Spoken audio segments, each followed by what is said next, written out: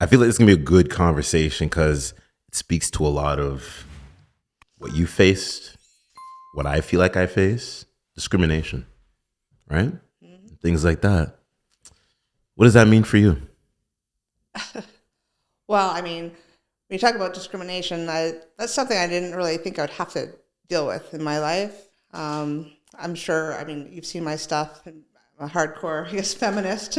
Never thought I was going to be a feminist either growing up. So saw what happened in the 60s and 70s, and I think we're just reliving it all over again. So for you, because your career has changed, right? And I feel like I've seen tidbits of different podcasts and videos and things like that. What have you learned in this whole, like, what the adversity that you faced? Because you have a lot of tremendous support, and I don't want that to go unnoticed. You get a lot of fucking support from a lot of people.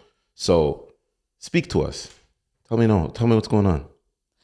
Well, I think like what I've learned just over the last year and a half of like speaking out, even just about like addiction and what's going on in my sport right now, is that there is a lot of like support and compassion. And sometimes, I mean, this really rings like a bell to me, is that there's a lot of times where I felt very alone in my life, whether it was struggling with addiction and feeling that I could never get help, or being alone and being like, I feel like I'm the only person speaking out about men competing in women's sports, right?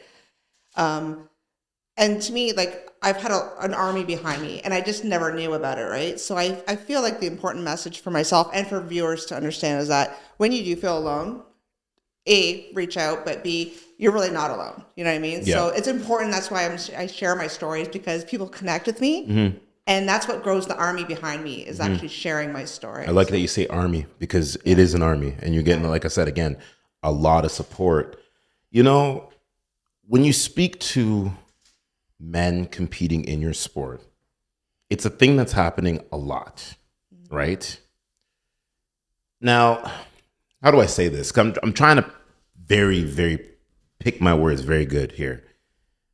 In weightlifting, why is that now starting to become a thing? In just weightlifting, I mean, I have no idea. I mean, first of all, it's the government, right? It allows it. So, from day one, I was never really bashing the person, the biological male. It's been the policymakers, right? So it's Trudeau's Canada, and that's how it's Bill C-16. It protects this person from actually competing. So and I mean, for me, I've been dealing with the board members. They're very biased, right? They've been openly biased and very one-sided with their treatment and just their beliefs, right? So, I mean, it's like an onion. There's so many layers to it, right? It's just not the government. There's all those different factors. And then you have also people that just believe that this male is a woman, which is completely false, right? And that's not transphobic to say that. That's just biological facts, and that's science, and that's reality, right? So, And you see that because, like, I used to be a trainer, and you see that where I've trained different athletes, different men, different women, and some women can lift more than men, and vice versa, depending on what the technique of what it is that's happening and how long you've been doing certain things. So I feel like in your sport, right, I see you do your thing. Like, I see the workout videos, I see everything. And I'm sitting here and I'm like, I'm going to be honest, I'll say it. I would love to see you compete against this individual and dominate her. Dominate, straight up. You think it's there for you to do that? not this individual, no. They are currently ranked number one. They have records that no woman will ever break. Okay. And that's why I'm working hard to get those records returned to the rightful owners. Not this particular individual. But the thing is, Rory, is like this person, actually, this male is in my category, in my weight class. I refuse to compete against him at nationals. So if, say, he wasn't in my weight class, say if he even was a junior lifter, I would still be speaking up about this, right? Because at the end of the day, it's about fairness. It really has nothing to do with me. Even if I wasn't lifting, I would still be speaking out.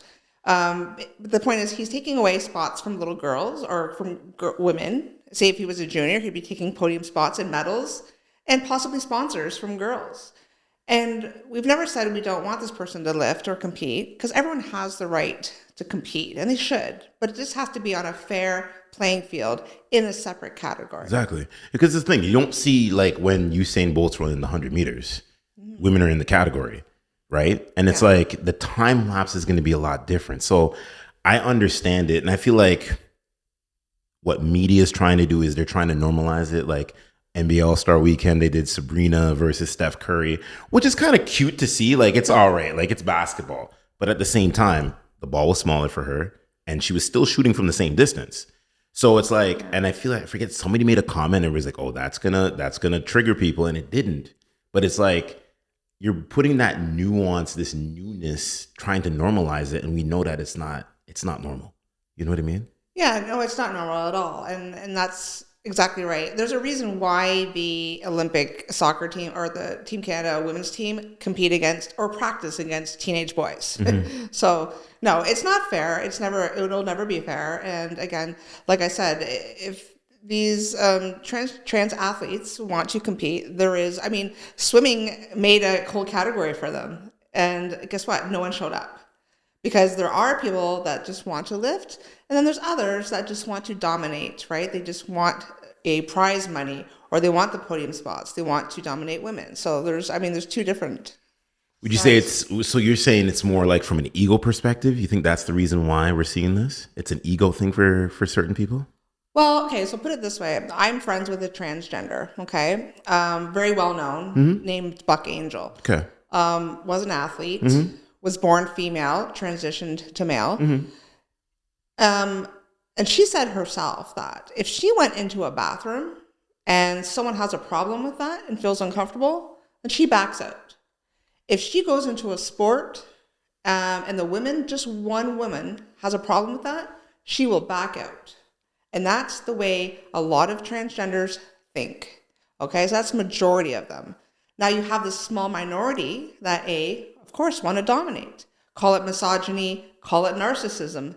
It's mental illness as well, right? So you have that minor community, like the powerlifter in my federation.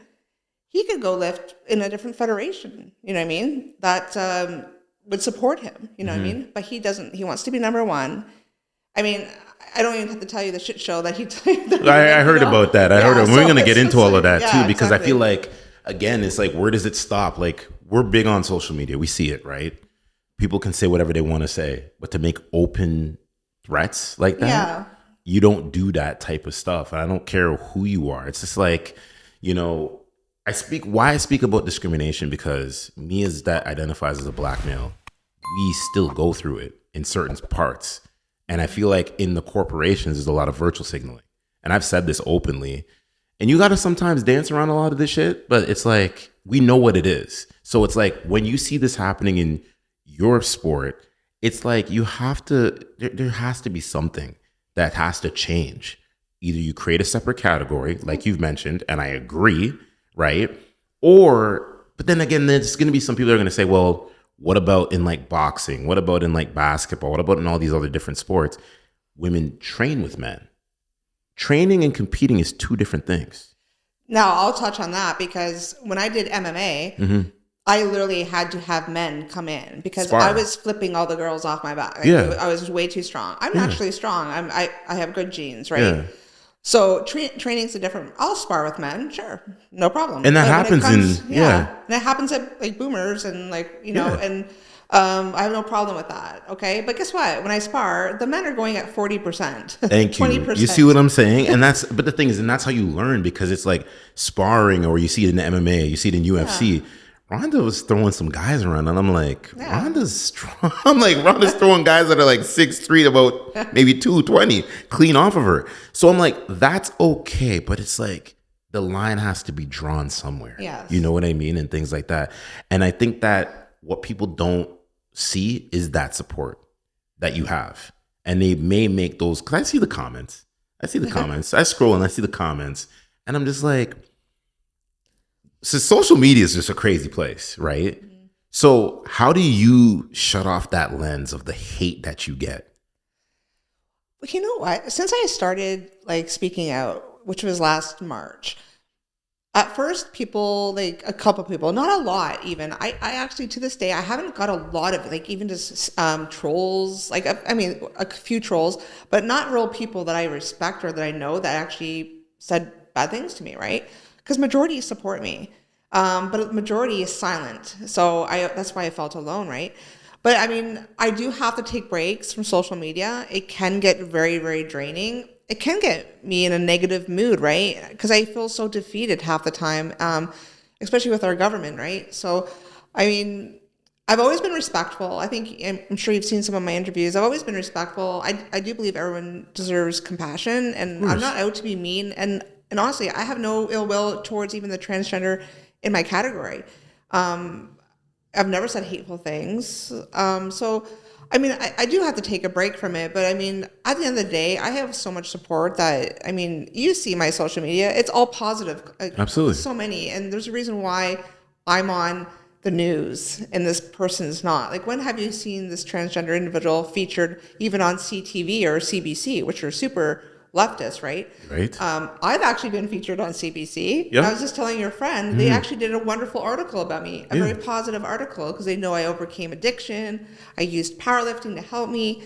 I'm a huge like volunteer in my community to help people with mental health illnesses, right? But no, I'm just a positive person, right? I don't think I've ever gotten really down in the dumps. There was a time in this last year, because it was very stressful, that I actually felt like having a drink. Now, that was probably my scariest moment, right? Because, I mean, people can say whatever the hell they want about me, but when it comes down to, like, my integrity and, you know, having my federation making me lie to myself, like calling this man a woman, I was like, no, that's not good for my sobriety, right? So it was jeopardized a couple of times, for sure. I like that you say that. So it speaks to overcoming adversity. Let's take it back, trip down memory lane, right? You speak about addiction. Why did that start for you? Well, I grew up with alcohol in the family. My dad, I mean, I love my dad so much, and he's my hero. But I mean, he's a retired police officer. I grew up in the 80s, right? My dad was on the drug force. He came, I mean, the normal thing would do is be done your shift, go out with the guys, have a beer, right? So he would come home and we're both the same. You know, when I drank, I got pretty angry. I got not violent, but it affects me and my brain chemistry different than say you, right? So I grew up with alcohol in the family. I also was sexually abused when I was 6 years old. So I actually just spoke about this on International Women's Day, that after I was sexually abused by my neighbor, I felt like I wanted to become a little boy. Like, I actually was a little tomboy, but I remember thinking, like, oh, if I cut my hair off, if I hang out with the boys, if I look at girls and go, oh, they're hot or they're cute, and I become a little boy, that no men will ever touch me because I'm a little boy. So of course they won't abuse me, right? So I kind of turned into like a little chameleon, which is so scary because nowadays, if you did that, I was just telling this one guy that if you did that today, they'd go take you to the doctors, you'd be put on hormones and puberty blockers, you know what I mean? So, so I grew up, and then when I hit puberty, that was a really rough time for me. I mean, it's a hard time for a lot of kids. Your body's going through so many changes. And when I started developing, like, breasts and stuff, I thought, oh my God, men are going to try to be with me, or they're going to try to touch me. So I would wear hoodies, I would cover my body up. And that's when I started drinking, because I just felt so damn uncomfortable in my skin. I just needed to escape, right? So unfortunately, I just kept on drinking and drinking. And then by the time I was 18, I was a full-fledged alcoholic. Shit. I was drinking like 2 bottles of wine, coming home from high school, doing my homework. Jesus, like, Murphy. Wow. Yeah. Wow. So that pivot, those times that you're in, and it speaks to our childhood, is how it shapes us and how it molds us. When did you pick up the weights? What made you pick up the weights is the question I feel like I have to ask here. Well, I mean, I was always athletic, right? So I always was top of my game for any sport, like whether it was basketball, tennis. I always dabbled in sports. So from the time I started drinking, right, and then it was really bad when I was 18, I always made an effort. I always hit the gym. I tried to eat healthy. And if I didn't do that, Rory, I would have been dead. And literally sports and making that honest effort to take care of myself saved my life, because I surely would have died from my alcoholism. So I was given basically a death sentence by my doctor saying, like, Wow. if you don't quit drinking, my liver enzymes were through the roof. My skin was gray. I was having seizures from withdrawal. So she said, if you don't quit within the next 2 years, you're going to die. So I had tried so hard to quit, to cut back even, and I couldn't do it. So I actually, I've been open about this too. I tried to take my own life by overdosing on pills and booze. And I, luckily, I'm here today, but I woke up in the ICU unit on a breathing tube, and like, I don't know what saved me. But man, am I so glad. And I just could think about all the pain. And I just thought about my father, right, of how much crap I put him through and how scared he probably is. And so, yeah, after that, I put myself into rehab. And when I came out, this is in 2018, I just started powerlifting. Just went in the gym and said, yo, let me just start. Let's just get to it. Let me get this frustration. I need some way to get this like frustration, this anger. And it was right before COVID hit. So all the gyms closed down. So my coach at that time opened a gym in his garage. So I literally, instead of so addictions like soar through the roof during COVID, I actually did the opposite. I quit drinking and I trained my ass off every day, 2 hours a day, 5 days a week. And I didn't have any competitions to go to because everything was canceled. You're just competing against yourself, kind of. Yeah. So I literally, and that's what the sport's all about. At the end of the day, you are competing against yourself. And that kind of goes with every sport, right? Like every time I go to powerlift, I want my numbers to get higher. I'm really not like comparing myself to other people. I just want to do the best that I can do. And so I just trained really hard. And then when I came out, I literally went to regionals. I went to nationals. I went to worlds all in the same year. So how did that feel for you? Oh, it was unbelievable. Like I was like, wow, is this really happening? Because I mean, it was a new sport, right?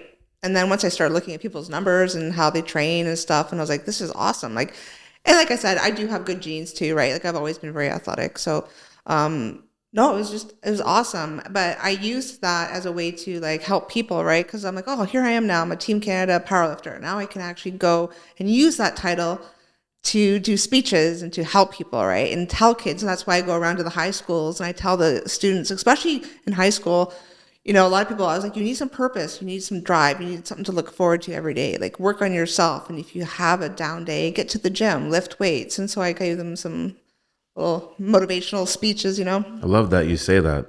So as you're in your routine, you're practicing and you're lifting and doing this, is there any doubt that ever comes back without social media playing a part? And how do you overcome that? Like doubt that I'll drink again, or just doubt? Like, yeah. No, I mean, I don't think so. I think the last year was a test for me. I mean, I could only think of one major thing that could really kind of scare me would be the, you know, death of my father or something, right? Because of course I set myself up for that. I prepare because I'm like, we all okay. do. We all do. Yeah, and I was like, oh, like. But, you know, I have a really good network, and I think that's the key is make sure, like I said earlier, make sure you reach out for help. People are so damn afraid to be vulnerable, and it's like, it's the best thing I ever did was be vulnerable. And guess what? When you're vulnerable, people connect to you, and they go, oh, I don't feel alone. That's the whole purpose of Alcoholics Anonymous. That was formed back in the 1940s, right? It was one alcoholic that went to go visit another alcoholic at the hospital. They shared their stories of why they drank. And that's what formed Alcoholics Anonymous, was just sharing your story and people connecting. And that's why I did so well on International Women's Day, sharing my story. I got a standing ovation because people were like, that was from the heart. You were vulnerable. And that was your, like, you know, your personal story. So love that you say that. So in 2024, what is next for you? Because I felt like you did a little something where you got rid of your something. What was it? I can't remember what you call it. what? It was like the Team Canada thing. Oh, yeah. My singlet. Your singlet. My Yeah, the singlet. Well, you know what? I sold that because, I mean, of course that was like a memory that I would like. I mean, I have photos from it. I have my medals. But to me, I sold it for many reasons, because out with the old, in with the new. Okay. And at this point in time, I do not feel good representing Canada, because of what it's like, because of the government and what's happening. And I do not feel comfortable representing the Canadian Powerlifting Union. It'd be a disgrace to represent them. And I do not stand behind their values and their policies. So I actually just got told yesterday that there could be a possibility that I could lift for Ireland. Countries can take on guest lifters, and the president is a woman, and she's very pro-woman. So I might be going to represent Ireland. And that would be great. Shit. So this comeback is about to be serious, eh? Oh, yeah, it's going to be serious. But I mean, I will not stop talking about this. I mean, until the policy is changed and the male lifter is no longer able to compete and they actually start protecting women, I will keep speaking out. And if there's another sport, like we have that 50-year-old swimmer in, I think, Oakville, that's identifying as a 13-year-old girl going into the change rooms with little girls, competing with 13-year-olds. Like, you know, there's always something that pops up, right? Some sport. We have rugby. We have like a couple of sports here that, you know, we need to get the policies changed. That's you think, because like I don't have any kids, but it's just like when you hear what you just said there, it doesn't sit well with me, because how does their parents deal with that, knowing that you have somebody that's in that minority group? You know what I mean? Just doing that. It's sick. Well, I'm so shocked. Like, honestly, I keep asking, where are the fathers? Because, you know, this isn't just a war on women, right? Men need to be speaking up too. Like my boyfriend, he wears his Keep Female Sports Female hoodie everywhere he goes. And he's a huge supporter. He also has 3 girls that are so captured by this gender ideology that they hate what we're doing. But that's what they teach them in schools. But they're being right? psyoped, though. That's the only thing, right? No disrespect, right? It's just because society and things like that. Yeah. So, and it's unfortunate that happens, because, again, it's like the same thing I speak about diversity and inclusion, because it all falls under the same umbrella. Diversity and inclusion is something that's spoken about in corporations, but they don't follow suit. There's certain things that get amplified. Be honest. We're here, so we'll just go down this road. You look at Black History Month, but you don't see anything about Black History Month. Oh. But then you scale back 2020. It took George Floyd for everybody to be in the streets marching, and I'm just like, that for me is weird. So it's like, when you're a predominant person, aka how I came into podcasting was through Colin Kaepernick, right? When he took the knee for police brutality, you see how the whole corporation turned their back on him. Everybody turned their back on him, and now nobody talks about what he's doing in schools, in communities. Yeah. You know what I mean? Social media worldwide, things like being on GQ magazine, Sports Illustrated, and stuff like that. So it's like, once one person fights against the system, it's like, oh yeah, we got to suppress that person. We got to suppress that person. But they have all their rallying counterparts that are there, you know? Yeah. Well, it's true. You don't hear much about Black History Month. It's just kind of washed over. That's weird. And I was talking to Rebel News about this the other day, and I've seen this before, but it's unfortunate now that trans rights are at the top of the hierarchy. So if you have a pyramid, trans rights are at the top. Okay. So the white straight male, very bottom. Okay. And then it goes white disabled male. Then it could be, a black disabled. Right? You keep going. But guess who's at the top? The transgenders. And it's horrible. Like, it's, I don't. It doesn't make any sense to me. And they're comparing themselves, like I'm sure you saw, to being suppressed like Black people. No, whoa. I'll just tell you, the power lifter in my federation calls himself Rosa Parks. And he said that he feels no different than Rosa Parks, his suppression. This is what's happening. Isn't that sick? Like, trust me. But that's okay to say. That doesn't go against the policy at all. Whoa. Wait. So he's identifying himself as Rosa Parks? Yeah. No. The same treatment. And I was like, no, trust me. I know. Like, I'm slowly, like, my blood is boiling, because it's like, you're not. And exactly. I'll openly say that. And if he was in this room, I'd say, how do you say that? Did you go through the things that you had to go through? Exactly. Right. And I think that I could play selective politics here, and say is that when it comes to the Black situations that we faced in slavery, no other person's ever faced that. No. And I can openly say that to anybody. And if anybody wants to debate, please come along. Please sit in front of me and really tell me that it is, because it's not. It doesn't like, you look at Malcolm X to Martin Luther King to Harriet Tubman to a whole bunch of people. Those identify people that have history. Yes. You can't rewrite that history. No. But you know what? I do believe, obviously, kind of like my situation, 99% majority agree with you. Right. But it's just being so masked by this whole gender, like everyone's just so captured by this. Like, so I know, but trust me, it makes me mad. It's weird, but I can condone because I've had to deal with it. I had to deal with like a form of discrimination when I worked at the first gym. One day, maybe I'll say the name fully, say the name of the owner and stuff like that. And it's just like, when I was, champion Colin Kaepernick and speaking about and came up with my first episode, one of the first things he said is, "You're a Black man. You shouldn't be speaking about any of this in Canada." I'm like, what? Who are you to say this? And we're supposed to be close. We're supposed to be friends. We're supposed to be boys. It made me have to look at him differently, because I'm like, really? Yeah. You don't champion anything? I'm like, until you go out there and you maybe have a kid and that kid gets the N-word dropped their way and they come home and you have to deal with it, you can't deal with it. Because you're going to have to look around and be like, do I talk to my Black friends, or do I talk to another Black counterpart that can actually help me navigate this conversation? Yeah. You see what I'm saying? Yeah. So is it the same? No, but there's similarities into what you face, because it's discrimination. Like, people, because you got a ban, right? Yeah. I got banned. I got banned for speaking up and wanting fairness. So that's weird. But the ban got reduced, though.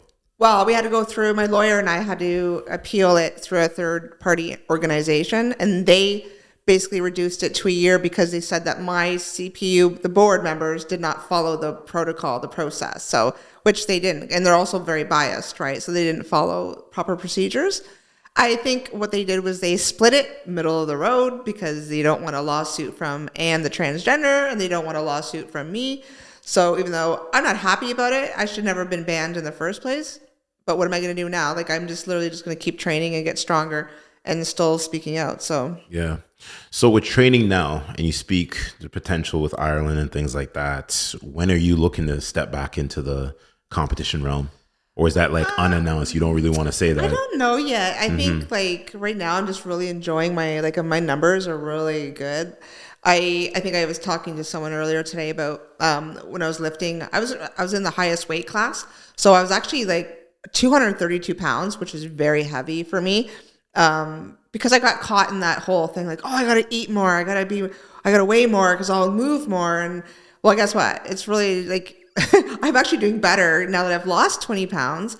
And I'm eating super clean again, because I've always been very cautious about what I eat and stuff. So I'm back to eating clean.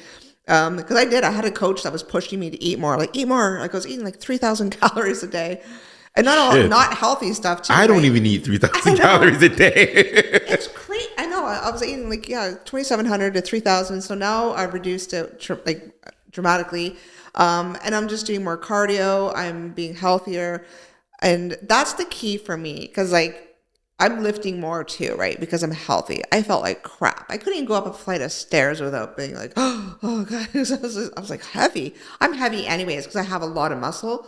So, no, I just feel great. I mean, I'm not rushing back into it. I can lift again with the union, I think in November, but I don't feel really good going back, because I don't support them. Mm-hmm. So do you think you'll maybe switch up to a different sport, maybe within like working out and things like that? Well, where are you going with this? I don't know. Maybe there's something else going on. I don't know. You want me to get into boxing? I know you do. Maybe that could be a thing. Maybe I might do wrestling. I might want to do wrestling. I don't know. Like pro wrestling? Oh my God, it'd be awesome. Pro wrestling, like WWE? Yeah. Fucking why not? Amazing. There's actually Rebel News. I don't know if you know David Menzies. Never heard the name, no. He's amazing. No disrespect, David. Yeah, he's one of my friends, but he sent me this league. It's a professional, like, it's a women's wrestling league. And I'm like, okay, like, I would love to do that, but I just know the injuries that come along with it. So There's a lot. There's somebody I could introduce you to that. It would be fun. Yeah. Like, I would like that. Yeah. And I would love to get all like dolled up in this like costume. So it sounds like you watch wrestling then. Oh my God, I was a huge fan growing up. Yeah? Oh yeah, I had all like the figurines and I was a The big tomboy. giant I figurines. had like George the Animal Steel, like Hulk Hogan. Yeah. Like, So, okay. huge into that. This is interesting that I'm learning new things. Either that or like, I mean, always thought about roller derby. That would be super fun. I mean, that's not really a sport. That's just kind of, again, get your aggression out. So if you grew up watching wrestling, there had to have been one favorite wrestler that you liked. Out of all of them? Yeah. Jeez. I don't know who my favorite would have been. Not Randy. Probably, Roddy Piper, yeah. I thought he was like super cute. Yeah. But I loved George Animal Steel. Of course. Yeah. You didn't really get that push, I feel like. No, like I used to go watch them live, right? Mm-hmm. And I remember the one day I touched him when he was coming out onto the ring, and I was like, "Oh my God, I've never watched my hand." He feels like a peach because he had hair over his back, right? So, but no, obviously Andre the Giant, stuff like that. So. Oh yeah, no, for sure. I remember when they did a wrestling back in the day. Batista, he was at the end, came around, he shook each other, like shook everybody's hand. And he shook my hand, and my hand was gone. I was like, "Yo, this guy is monstrous." Like his hand he could have palmed my head if he really wanted to, right? And things like that. But I still watch my wrestling. Although a lot of them died from like heart attacks from steroids and stuff. That's the thing, right? Unfortunately, and that's the thing. But I know wrestling would be interesting. It would be fun. Oh, if I could do it and like obviously limit my injuries, that would be fun. It's so back to this whole male against female thing. Speaking of wrestling, I did do this kind of amateur wrestling thing in Toronto. This producer hired me, like he paid me a lot of money, and he's like, "Oh, you'll be wrestling me," because he wears like one of those Mexican masks, like those cool wrestling masks, and then he's like, "You'll have 2 competitions, but it's all acting, right? It was acting." So I was like, "Oh, okay, cool. I have no problems wrestling a man if it's for entertainment wise, right?" And it wasn't like anything kinky or anything like that. So I went there. I wrestled him. It was fun. I wrestled a girl, and then this guy that I wrestled, he was probably about 20 years old, probably weighed about $160, like not much. And he's like, how much? He's getting all geared up, right? He was like, "How much do you weigh?" I'm like, "Oh, I'm like 220. He's like, "Oh, you're like almost double." I'm like, "What?" And I said, "Okay, like take it easy, right? It's just for fun." So we started the match. He literally slammed me on my back. Really? And the producer had to stop him. Like this little tiny guy. Okay. Wow. So he like knocked the wind out of me, and the producer was like, no, just go at 40%. Like this is just entertainment. Did it again. Annihilated me. Like just hurt. Like I was like, okay. I was like swearing. I was like, hey, you got to get this guy out of here. Yeah. So he got kicked out because he was going at a very like, so here we go, the comparison, right? Like my size, I'm a power lifter, and this guy just like killed me. And this is what I'm saying. Like you watch.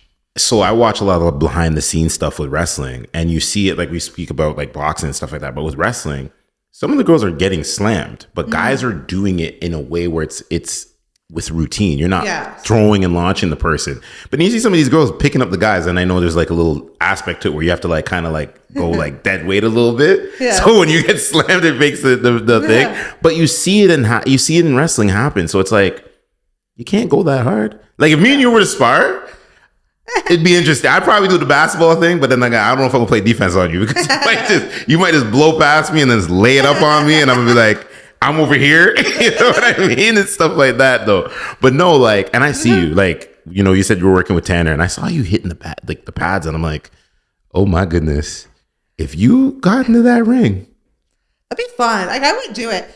See, I didn't really like get to like. I'd like to get back into it, but like I don't know if there would be anyone to fight. Because I'm like I talked to Caroline and she said like, I think if I dropped down to 200 pounds, I'd be in a different weight class. But like, I don't know if I'd find anyone to actually fight me. Well, it's going to base off a lot of things: height, weight, experience. How tall are you? 5'10". 5'10", and that's like. It really just goes by weight. It doesn't go by height. It just goes by experience. So amateur, so they'd have to have 0 fights. Yeah. And then, because when I did my MMA fight, they couldn't find a woman to fight me because they're all like afraid to fight me because of my size, right? So they found this little jiu-jitsu girl who lied. It came out, I mean, this gym was very shady, but she already had 3 fights. So they put me with this little jiu-jitsu girl. That whole fight was just me spreading and her taking training onto my little leg. It was like, yeah. I was like literally against the cage, and she would like grab my leg, and I was doing like some cool headshots. I'd be like, right, I get some knees in there. But you won. No, I forget what it's called, Rory. You have to help me. It went all 3 rounds, but it lost. Oh, unanimous decision. Yeah. So it was fine. And at the end, we're grabbing each other going, oh my God, when is this over? Yeah, right? Because you got to talk with the person. Cardio. Right? We're hugging each other like, shit. Oh, I can't breathe. Shit. No, I would like to see you like, boxing, maybe a little fight to end if they can find the right matchup. I would box for sure. Get me a good opponent. Do you have something in particular? The CPU board. Jesus Christ. She said it. I mean, I don't really have a list of enemies. Like there's got to be somebody out there though. Just a little somebody. Oh, there's a couple for sure, like female powerlifters that were like totally captured by this woke ideology that didn't support, and it just caused a lot of crap. Mm-hmm. No, I don't know. It would have to be someone I really want to hit in the face. Yeah. With the headgear on or off? Oh, definitely. I mean, off would be wonderful. Well, I don't want to ruin my nice veneers. They gotta be able to enter that though, because because I feel like if it's somebody that's smaller, unless they got a ginormous wingspan, you know what I mean? You could just be like holding them like this, keep them at bay. Just jab. Plus, you're training with Tanner, so Tanner knows a little something. Science with violence. That's the name, right? Yeah. So no, definitely. What would you tell your younger self? Ooh. Like as where you're at right now, what would you tell your younger self? I think like it's funny. This was something we had to do when I was in rehab. We actually had to write a letter to our younger selves. Mm-hmm. It was very emotional to do that, right? I think my number one thing would be not to be so hard on myself, because I just feel like I spent a lot of my life always second guessing myself, not having that confidence, and just always looking outside of myself to give me that self-esteem and stuff. Mm-hmm. So I would just be like, just love yourself, April, and don't be so hard on yourself. Absolutely. With these speaking gigs, right? And now that you're doing it more, not too much podcasting, you speak about International Women's Day and things like that. When you get up on that stage, right? Because I've been on stage, I've done just minor little things. Yeah. How does it feel for you? Like before you even come out with your first phrase or sentence or whatever, how does it feel for you? It's funny. I actually really like it. Mm-hmm. I thought so in my sobriety, I'm more outgoing, sober, which is crazy. So I was just telling my coworkers that yesterday. I'm like, I love public speaking. I didn't know I loved it so much. And I just got asked to do a 500 people one in May in Toronto. It's like a huge conference. It's going to be like a TED Talks. Mm-hmm. And I was like, oh my God, this is amazing. Like I'm super stoked about it. No, I love it. It's just, to me, I find it very empowering. I am a super extrovert. I get a lot of my energy from people, especially people that are on the same page. Do I like getting up and talking about subjects I'm not familiar with? No, for sure those make me uncomfortable. But when it's a subject that I'm very passionate about and I have knowledge about, I could talk all day long, right? And I like it. And same with my MMA fight. Like I did a cage fight in front of 1,000 people. Mm-hmm. Didn't even realize they were there. Didn't blink an eye. No. You just shut it all out. Yeah. Does that come from like working out, you think? Just like everybody has differences with working out. Sometimes they wear headphones. Sometimes they're not wearing headphones. It's a cool thing, and I think this would help any speaker, and people used to say this to me, but I always remember this, is that me getting into that cage, I'm doing more than 98% of the people in the world would do. Like a lot of people wouldn't go step in a cage and fight. Same with when you get on stage.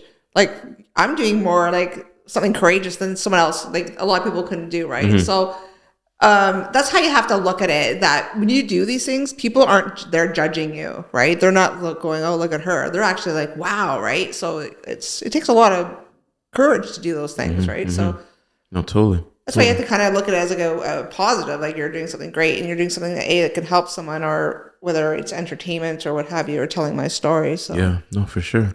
So competition wise, she's talking about boxing, maybe a little bit of wrestling, back training. What else? I feel like there's more. There's more there. You're kind of holding the cards to the chest a little bit? Well, I don't really know if there's like, I mean, I'm not in my 20s anymore, right? So, I think if I had to pick one sport that I'd go the furthest in, it's definitely my powerlifting. Mm-hmm. But who knows? Maybe boxing. I don't know. I've always been the type that whatever sport I get into, I really excel at. But that's also because, you know, it goes back to my don't be so hard on yourself, April, because I'm really like obsessed. Like I have to do my doctor to say I have OCD. I think everyone has OCD in some form. But I just, whatever I get into, I obsess about it. And I make that my passion and I just super zone in and I want to be the very best. Mm-hmm. So even back when I'm a photographer, I haven't done photography for quite a while, but when I did photography, I was published within the first year. Like I was like, I want to be published. And I picked 10, like basically magazines that I wanted to be published by. And out of those 10, the one that I really wanted actually published me, right? So whether it was photography or like whatever sport I played, I always wanted to be the best. And I mean, a lot of Olympic athletes are like that. I mean, a lot of, I think Joe Rogan talks about it a lot too, about you have to be obsessed to be number one at something, right? Mm-hmm. So I don't know if I really want to get into a sport. Like I think if I did boxing and I wasn't that good at it, it might fizzle out for me because I'm like, oh, I gotta be number one. You gotta be number one. So she calling on somebody saying, yo, what's up? We're going to the amateur scene, right? Yeah. Before we get out of here, right? I feel like I always tell my guests, 1% better. You faced a lot of adversity, right? Mm-hmm. You speak to a lot of that adversity. How do you get 1% better?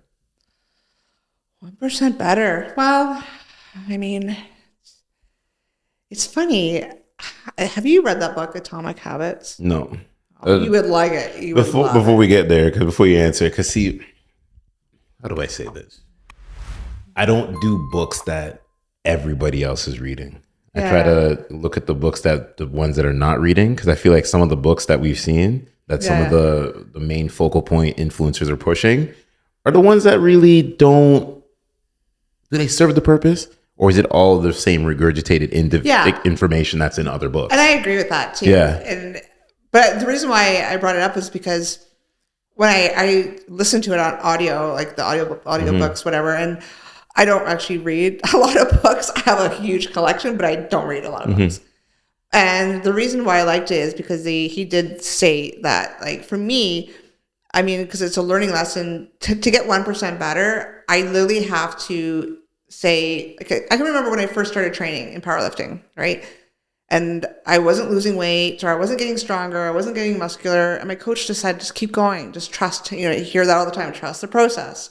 And I just kept doing the same thing. I was like eating healthy, training hard, all these little habits that I did, right? Like get up in the morning, make my bed. Even just making my bed, that gives me a sense of pride. Oh, sure. You know what I mean?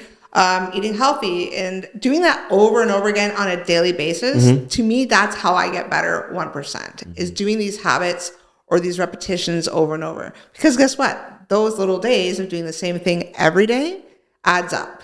So in 3 months later, I remember thinking like, wow, look, I can see my pecs. I can see this and that. I can flex my pecs. I remember I was coming out of the shower. I'm like, holy shit, I can flex my pecs. Like, it's not just a guy thing. I can actually do it. Yeah, that's whatever. You got to do what you got to do. I remember I dated somebody. She was so in the gym. She goes, I don't want to get striations. I'm like, who cares? Like, you know what I mean? You want to get... Why? Because it's like... yeah, I think it was just a thing. She's like, I didn't want to get striations in my chest. I'm like... Do you not know that, like, working out is a sexy thing? Like, you know what I mean? Like, it's a sexy thing. You know what I mean? Well, a lot of people, like, that's true. Yeah. Like, but I remember when I was getting really, really muscular, and my boyfriend's like, yeah, just don't get too hardcore, like, some major striations. And I was like, I get it, but he loved it. Like, he loves my muscles. And sadly, like, her saying that was probably, like, obviously what, like, I got, like, I mean, back to this whole discrimination thing, whatever, I was like, you know how many times I've been called a guy? Like, I actually have been, like, even like when I wear, like, you know, a toque and I'm done up and like people can't see, like, my frame, people are like, oh, hey man. I'm like, no, I'm actually a female. Hey man. And I'm like, wow. I was like, it's at my jaw. So like the disrespect. Yeah, like even like my muscles, like people are like, oh, you're on steroids. Oh, that's a guy. And nowadays, now with the whole trans ideology stuff, people actually don't know. And I said to my boyfriend, I'm like, do people think I'm like a man or something? Because he's like, no, because no, you're gorgeous. Like, don't, like, who cares, right? And I'm just like, it's just, I just think society is just like, you know, women are supposed to have muscles. Like, if you do, then you look like a man. Like, I think it's horrible. Like, it's just like, but now, like, it's more accepted. Like me, I'm thick. I have thick thighs, but whatever. Now that's hot. That's in, right? It's just like it's a bunch of psyopness that's going on. Yeah, and who You are know what I these mean? people to deem this? What's hot, what's not, and whatever. Like, Yeah, it's gross. it's what comes from the hurt. Yeah, you know what I mean? And I think like beauty is in the eye of the beholder. You know what I mean? Yeah. So it's like I know people can discriminate and look at me and be like, "Oh, look at him." You know what I mean? It's another podcaster. It's like I'm not just another podcaster, you know, and all that stuff. So yeah, and that's horrible too. Because guess what? Someone might give it a chance and watch it, and then you might say one little thing, and it'll change their life. oh yeah, So, the people are gonna watch this and they're gonna be like, Rory, I'm be like, what do you mean? What we spoke the truth. Yeah. The truth is just the truth that sets you free. Yeah. You know, and if you don't understand the truth, it's because you're sheltered. And if you want to be sheltered, like how are you going to grow? Exactly. You know? But I think even a lot what's going on even before we get out of here, like even with like dating and relationships, there's so much fucking information that's out there. And now you're starting to see when it looks like, you know, how men and women interact. A lot of men are waking up and a lot of more women are waking up and realizing that maybe we need to go somewhat a little bit back to the traditional standpoints of how things are organic. Right. And I think that's the thing. Like, I know if I was single, I would never go on a dating site. I'm just, I met my boyfriend. I met him on Plenty of Fish 8 years ago. It is what it is. And whatever, but just now I was just like, no, there's too many options, and you're not a menu. It's not a menu. Right. And to me, I was just like, I would rather meet someone in my sport or at the library or at the grocery store or something Yeah, because organic. with all the catfishing going on and things like that. But no, dating apps are, I feel like, obsolete because I think, again, women have the pick of the litter, right? They're picking and choosing really what it is they want to do. So they can decline. If you got like 100 guys that are there, but you're declining the 98 of them and there's 2 to your picking, like, what are you doing to everybody else? No, exactly. You know? It's crazy. Yeah. Well, I appreciate you. Oh, thank you. Before we get out of here, though, plug all your information. Where can people check out the merch? Support you, support the brand, support the creator. Yeah. So my merch is basically on my website. So it's www.aprilhutchinson.com, literally just my name. And there you'll see all my links to like my media. Like I got my YouTube, my Instagram, my Twitter. Also, you can see all my interviews, like the one I did with Tucker Carlson and Piers Morgan. And there's like a little shop button. You just click and it's got all my merch. So I got hoodies, t-shirts, mugs, pins. I think we're coming out with a spring line, like the tank tops and all that stuff. So look at you over here. But all my money goes towards like literally because I'm kind of pooling everything up because I'm still talking to lawyers about a discrimination lawsuit against my federation. So that money is going to good use. 10% of it goes towards my PR person and the girl that runs my website. And then the 90% goes to my legal fund and anything that I'm doing. And I like that. Just education. I like that. Yeah. And I feel like the sky's the limit for you. Sky's the limit. I feel like it's just only going to get bigger.